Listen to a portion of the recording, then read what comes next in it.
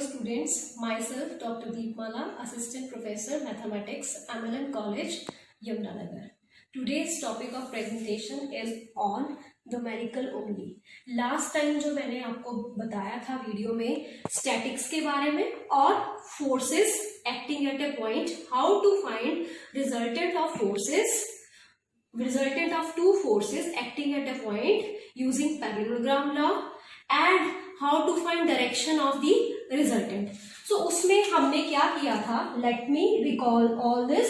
This is the force P और मैंने आपको बताया था कि मैं हमेशा जब भी न्यूमेरिकल करूंगी अपना ग्रेटर फोर्स जो है P उसको यहाँ पे फिक्स करूंगी. So इसमें और next this is force Q. These are acting at point O. Okay. So P force का जो मैग्नीट्यूड OA इस लाइन के along, this is along OB. Now I will complete the parallelogram.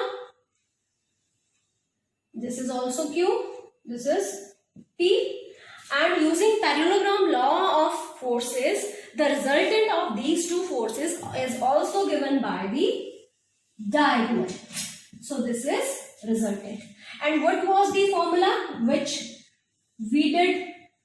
This is P square plus Q square plus 2PQ cos alpha. And उस time मैंने आपको बताया था कि ये आपने याद रखना है, what is alpha? Alpha is angle between P and Q.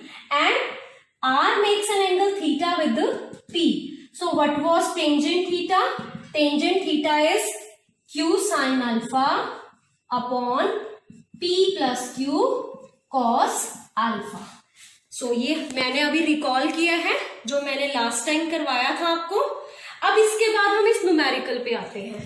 We have to find magnitude and direction of the two forces of resultant of two forces 12 Newton and 14 Newton acting at a point inclined to each other at an angle 45. It means इस question में जो alpha है वो तो है 45. किस पे incline है ये? At an angle 45. और जैसे मैंने आपको कहा था कि मैं एक चीज फिक्स कर लूंगी, जो मेरा ग्रेटर फोर्स है उसको मैं P कर रखूंगी. मींस मैं इस तरफ तो 14 ले लूंगी, दिस इज 14 न्यूटन, और इस तरफ मैं 12 ले लूंगी. आप कुछ भी कर सकते हो, यहाँ पे आप 12 रख सकते हो, यहाँ 14, does not matter. But I will fix कि मैं हमेशा क्या करती हूँ, जो ग्रेटर फोर्स है फॉर माई कन्वीनियंट सिटी, कि मैं उसको यहाँ पे ले लेती हूँ. अब मैंने क्या निकालना है इसमें? ये थीटा निकालना है और ये रिजल्टेंट निकालना है. So formula is with us. So let, but उससे पहले let R be the resultant between 12n and 14n having angle 45 degree. So let this is equal to alpha, and let R makes an angle theta with which force? 14 Newton. ठीक है students, ये लिखना बहुत जरूरी है. आपको इसकी clarity होनी चाहिए कि जो आप थीटा निकाल रहे हो वो 12. सो ये आपने ध्यान रखना है that R makes an angle for theta with which force. यहाँ पे कौन सा फोर्स लिया है? 14 newton. So let me proceed. So let R square is equal to apply the formula P square 14 का square plus 12 square plus 2 into 14 into 12 into cos 45. So R is equal to under the root 14 square is 196, 12 square is 144, 2 into 14 into 12 into cos 45 is 1 by root 2. 1 by root 2. So after calculating all this, you will get your resultant, and I will get, I think this is the resultant after calculation. So is it clear? Now how to find direction? Tangent theta. Tangent theta is Q. Q is 12. Sine of 45. I am applying this formula upon P. P is 14 plus 12 cos 45 degree. So it is 12 into 1 upon root 2. 14 plus 12 into 1 upon root 2. So it is 12 upon 14 root 2 plus 12. So it is 12 into 14, 1.414 plus 12. After calculating this, I will get 0.377. So theta is tangent inverse 0.377. So resultant क्या लिखेंगे हम? R makes an angle theta equal to 0.3 tangent inverse 0.377 with, ये जरूरी है बहुत कि कौन से फोर्स के साथ, विद 14 न्यूटन. स्टूडेंट्स अगर आप 12 न्यूटन के साथ निकालोगे तो आंसर डिफरेंट होगा, बट रिजल्टेंट सेम होगा, एंगल डिफर करेगा. सो ये लिखना जरूरी है, ये 14 के साथ बना रहा है या 12 के साथ. So this completes the numerical. Student next question second. The greatest and least resultant of two forces are of magnitude P and Q respectively. अब यहाँ पे P और Q जो है वो forces नहीं है, वो दिए हुए हैं greatest resultant. और मैंने लास्ट टाइम जब आर्टिकल करवाया था तो उसमें greatest resultant means R maximum क्या निकाला था? Sum of the two forces P and Q. So यहाँ पे भी जो greatest resultant होगा that is sum of two forces which is equal to of magnitude P, और जो least resultant होगा वो difference of two forces, उसका magnitude क्या दिया हुआ है? Q. आगे पढ़ो question. show that they act at an angle theta.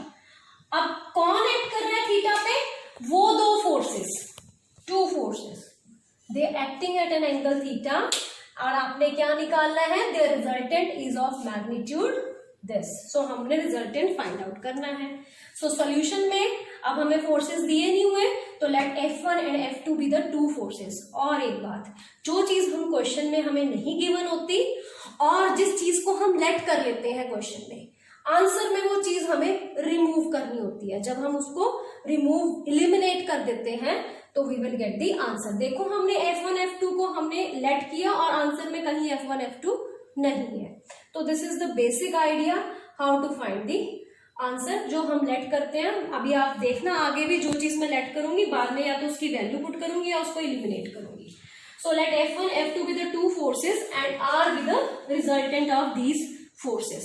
अब इन दोनों के बीच का एंगल क्या दिया हुआ है student? Angle is theta. So angle between these two forces is theta. So what is the formula of resultant having angle theta between them? It is R square is equal to F1 square plus F2 square. हमारा formula था ना P square plus Q square plus 2PQ cos alpha, where alpha is angle between P and Q. But यहाँ पे जो angle है वो है theta.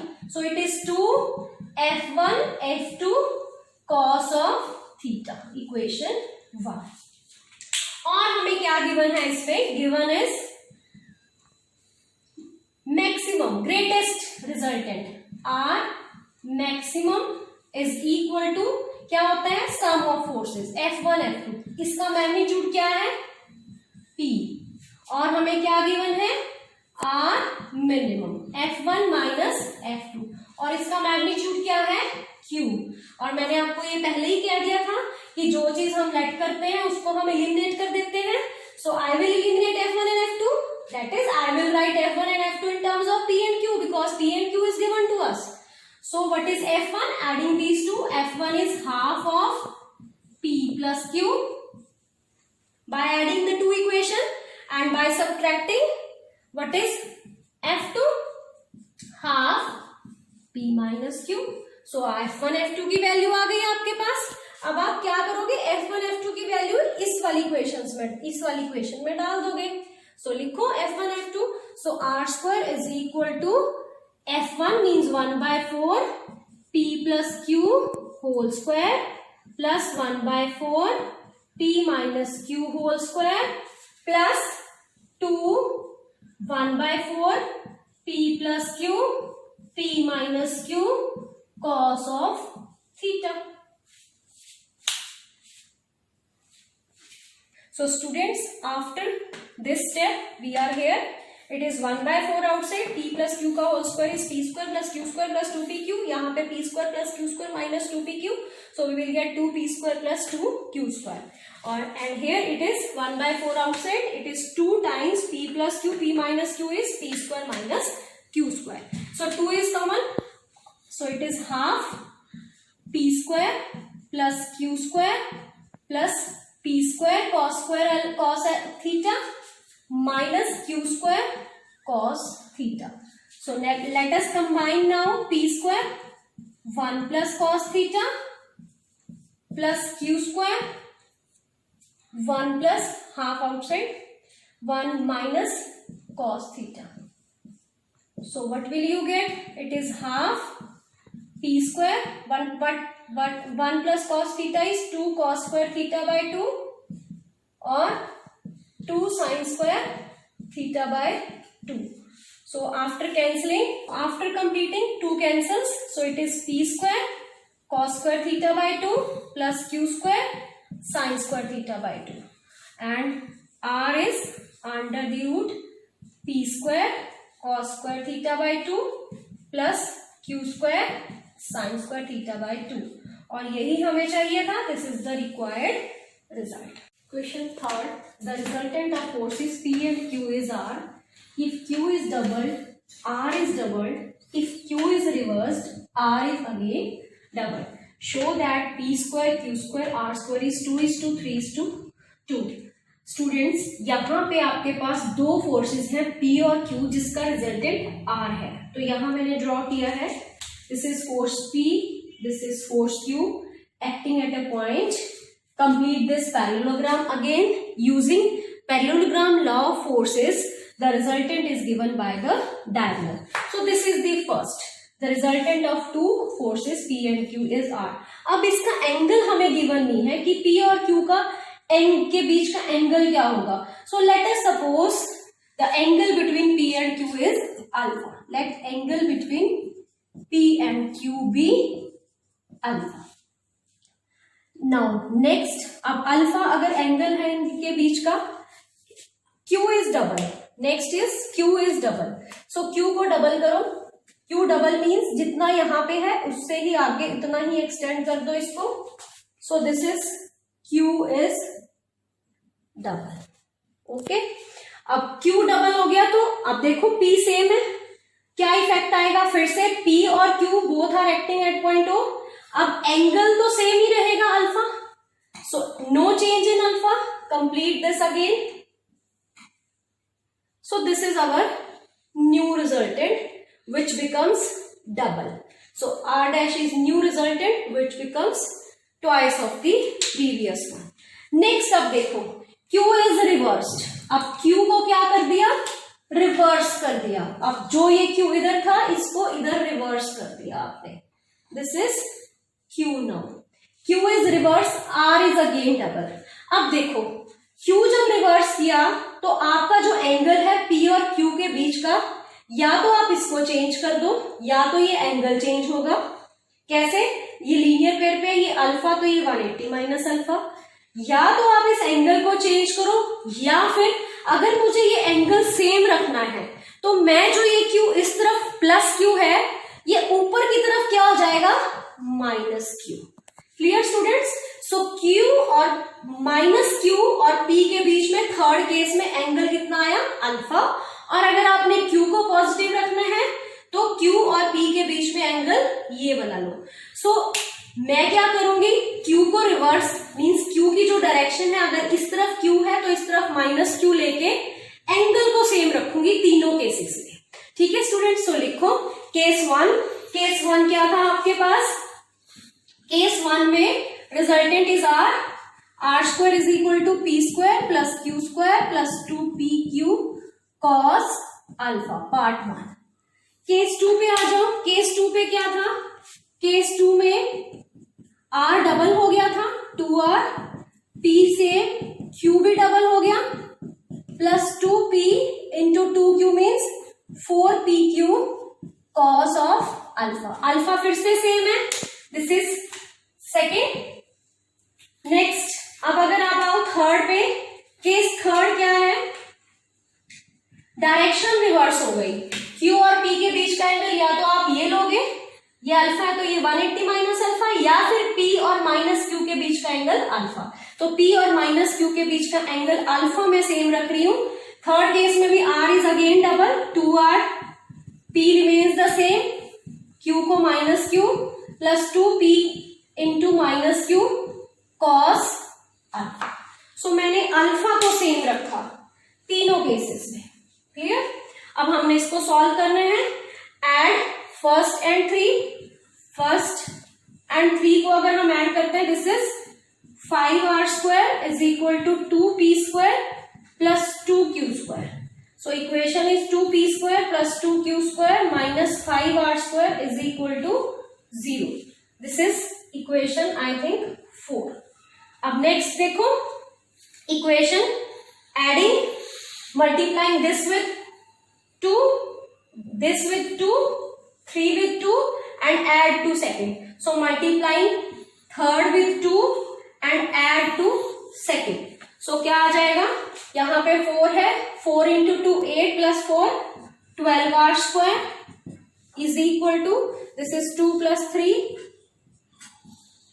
this is 2 plus 4 6Q square.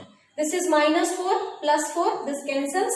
So this is the equation. So it is 3P square, common अगर मैं ले लूँ 3, so it is P square plus 2Q square minus 4R square is equal to 0. This is equation 5. अब 4 और 5 को cross multiplication से solve करेंगे। So this is P square upon 2 into minus 4, 2 into minus 4 is minus 8, minus 2 into minus 5 plus 10 Q square. This into this minus 5 plus 8 is equal to R square. This into this 4 minus 2. So what will we get? P square by 2, Q square by 3 and R square by 2. So this completes the result. Clear? Friends, question 4. The resultant of two forces P and Q is of magnitude Q. Show that if force Q is doubled, P remains the same. The new resultant will be right angles to P and its magnitude will be this. So अब आपने क्या करना है, आपके पास दो forces दिए हुए हैं P और Q और उनका रिजल्टेंट का मैग्नीट्यूड क्या है Q। अब आपको रिजल्टेंट का फॉर्मूला पता है, R square is equal to P square plus Q square plus 2PQ cos alpha. अब यहाँ पे अल्फा तो गिवन नहीं है, so first step is this, let the angle between P and Q be alpha. और जो चीज हमें नहीं गिवन होती उसी को हमने एलिमिनेट करना होता है। अब रिजल्टेंट का मैग्नीट्यूड कितना है Q square, Q। So resultant का फॉर्मूला लगाएंगे, R square means Q square is equal to P square plus Q square plus 2PQ cos of alpha. So this is P square plus 2PQ cos alpha equal to 0. So P common, 1 plus P plus 2Q cos alpha equal to 0. P can never be 0.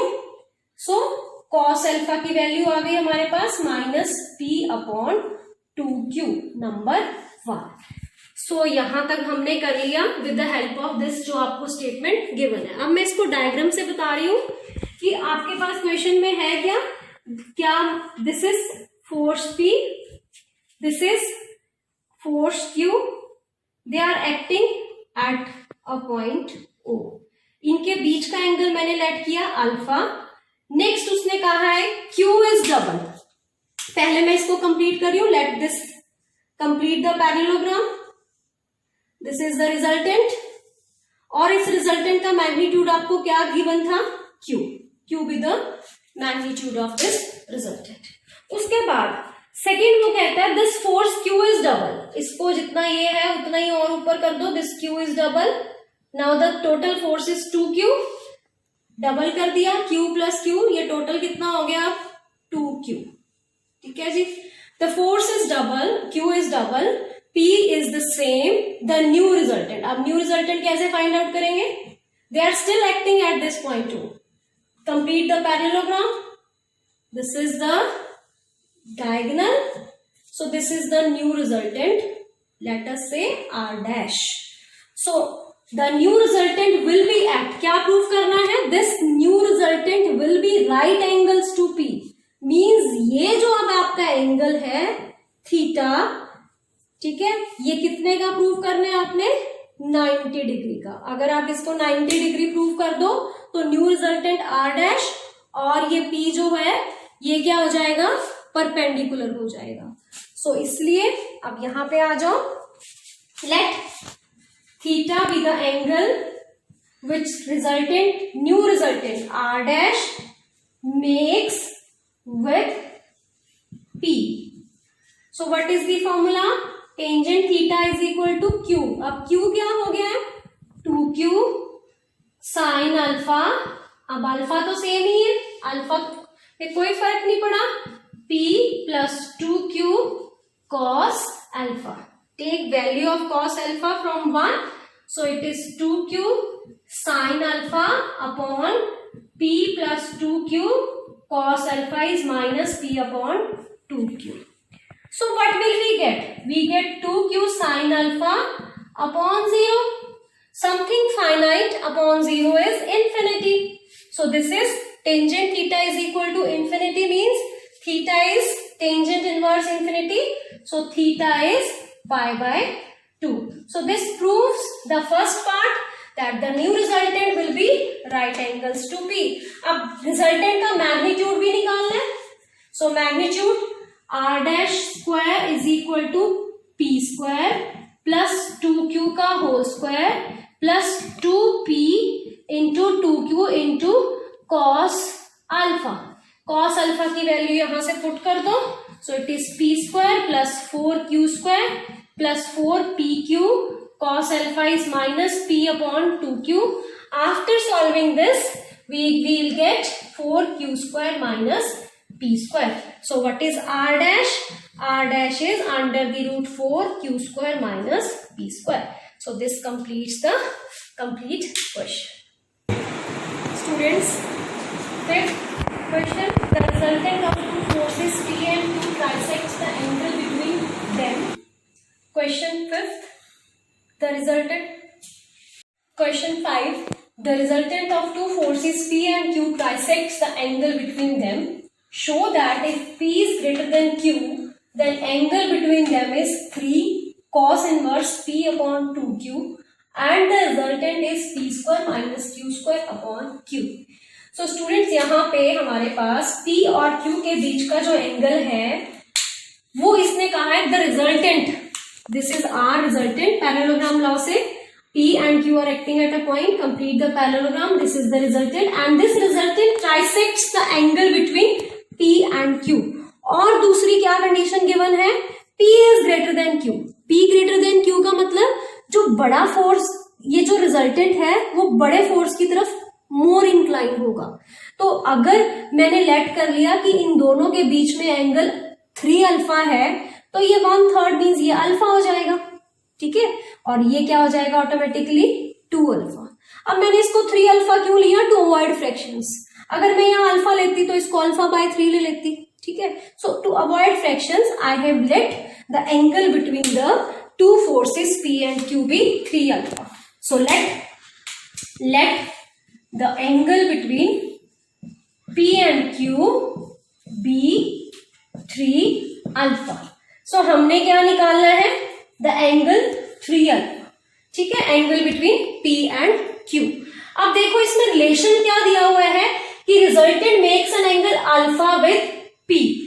सो हमारा क्या था, जो मैंने आपको article करवाया था वहां पे मैं ये थीटा लेती थी और फॉर्मूला लिखती थी tangent theta is equal to Q sine alpha upon P plus Q cos alpha. Remember, अब थीटा मेरा यहाँ पे अल्फा दिया हुआ है मुझे, सो यहां तो मैं अल्फा ले लूंगी थीटा की जगह. अब अल्फा क्या था? Angle between P and Q. तो अब angle between P and Q क्या दिया हुआ है? 3 alpha. So I will use tangent theta is equal to, sorry theta की जगह हम लेंगे alpha is equal to, let angle between, पहले हम लेट कर लेंगे P, let the angle which resultant makes with P is alpha.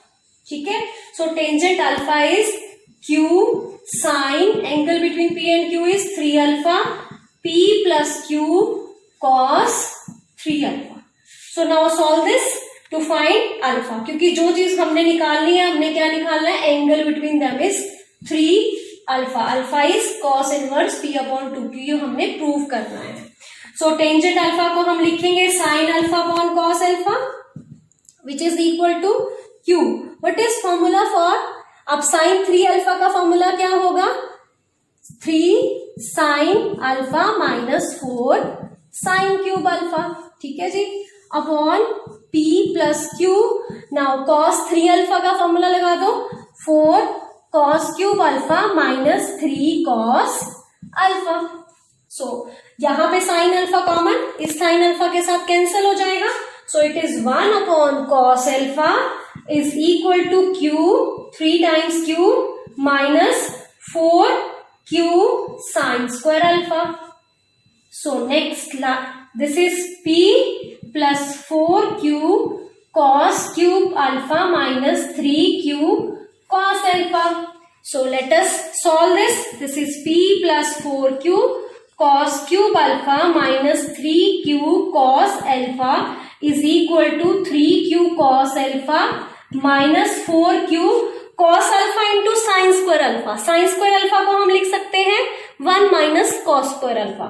So it is cos alpha plus 4Q cos square alpha और cos alpha क्या हो जाएगा, cos cube alpha.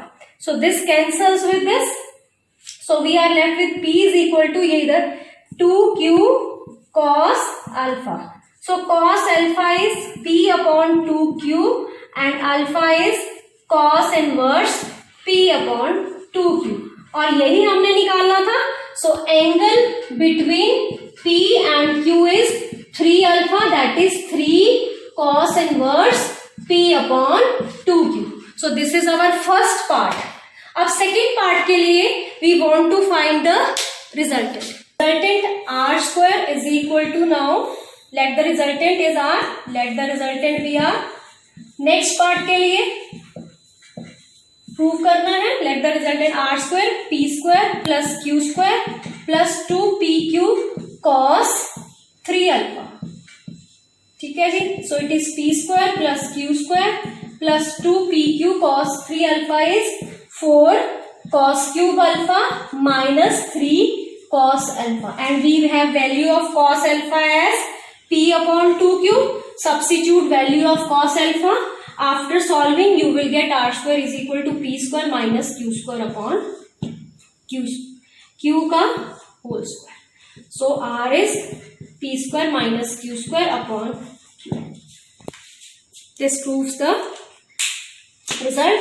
So thank you for watching. Next video में I will take the next topic of the same chapter.